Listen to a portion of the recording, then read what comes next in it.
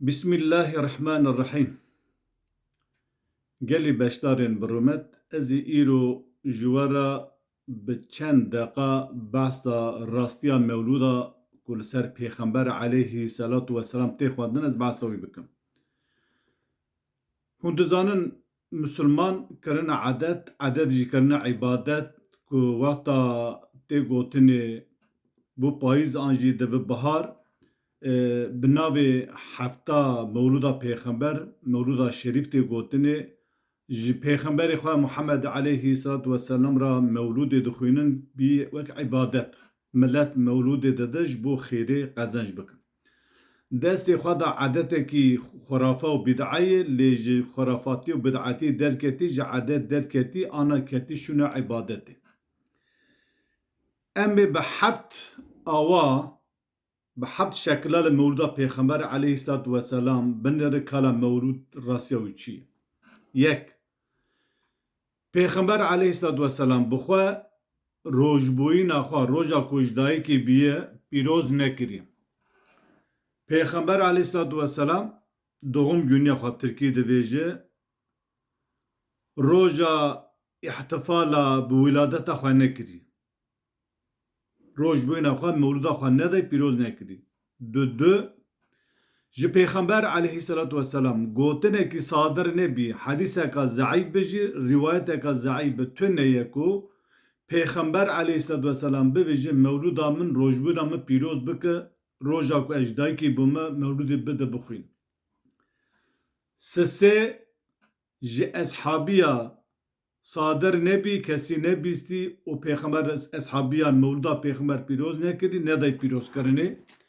Di dema Pêxember û eshabiya da rojekî bi roja eydiya mewlûda Pêxember tune bû. Eydiya rojbûna Pêxember tune, mewlûda wî tune. Mewlûd meana wî doğum günü Tirkî. Rojbûyîna wî roja ku ji diya xwe de bîye. Di dewra xîlafeta Emewî û Ebasiya da tu delîl û îsbatekî tune ye ku mewlûda Pêxember aleyhî selatu vesselam rojbûyîna wî doğum günüya wî pîroz kiriye. Her wisa ne diyarı, ji sedî set ne diyarı Pêxember aleyhî selatu vesselam kevşinin ku di kîjan rojê de hatî dünyayê. Pêxember hê di hemla diya xwe de bavê wefat kir, o 6 salî bû diyayê wefat kir. Di wê wextê da kesî nizane û Hezretî Muhammed dibe Pêxember û rojbûyîna wî doğum günüya wî binivîsîn. Kesîn kes ne diyarı Pêxember aleyhî selatu vesselam kîjan rojê de bîye.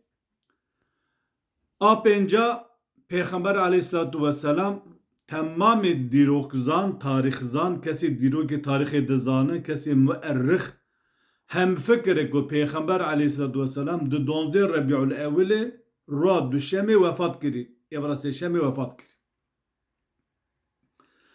Mevlûda ku îro tê xwendin ne rojbûyîna Pêxemberan pîroz dike ku Pêxember di dünyayê.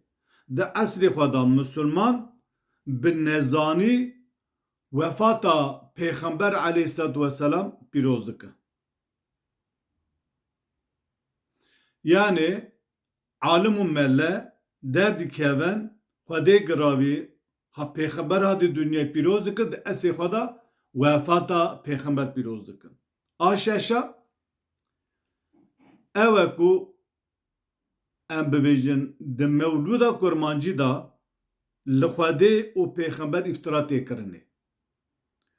Hûn ê bê ka di mewlûdê da kê dire wî îftira têkirinê? Hinekî ji divê jî ma mewlûd war Xwedê çi zirira wê selawata ser Pêxember dîne Qur'anê dixwînin. İcab nake tu îftira û boblat û boxtana tê xusiyê Xwedê û Pêxember paşê bibêje Allahümme selli ala Muhammed û selawata ser Pêxember bînîwere. Selavata ser Pêxember herî baş tu riya wî de her riya wî Qur'an. Di mewlûda kurmancî da divêje gote wî Pêxemberê alî sifet mewlûda min her kesê mazin biket. Wî Pêxemberê sifet mezin, sifet ber, sifet mezin, sifet alî got kî qedr û qîmetê mewlûda me bizanibe rojbûna me pîroz bike ez şefî'ê wî me roja meşerê roja meşerê de ez yara şefaetê dikim dêve xut ew tasek ava Kewserê dê ew tasekî ava Kewserê bixwîne. Ev metni hane ku mevluda kurmancı Melhasen-i Bate'yi gotiye. Ji sedî set ne rastı. Peygamber ne goti?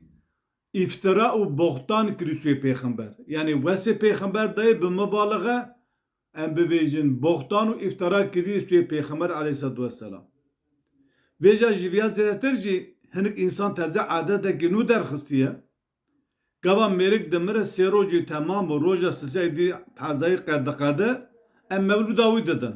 Kurula mevlûd mana doğum günü gerek otamış ki tu mirina mirî pîroz dike. O mele jî didin berxwe her wekî ibadet bi xêrekî jê re hasil dibe mevlûdê dixwînin. Gelî Müslümanan. Mevlûdê nedin.